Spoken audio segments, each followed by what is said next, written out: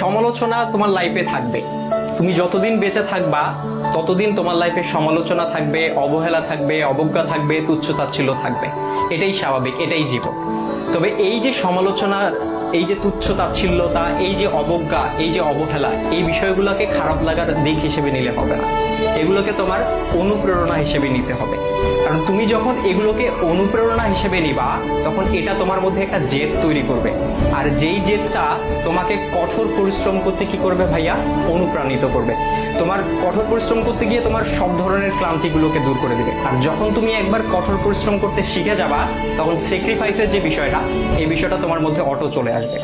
সুতরাং এই যে, আর সবকিছুর সাথে যদি বলো যে এই যে সমালোচনা, এই সমালোচনার পাশাপাশি জেদ, কঠোর পরিশ্রম, স্যাক্রিফাইস, আর এগুলোর সাথে যখন মেধার সংমিশ্রণ ঘটবে, তখনই তোমার স্বপ্নগুলো পূরণ হবে।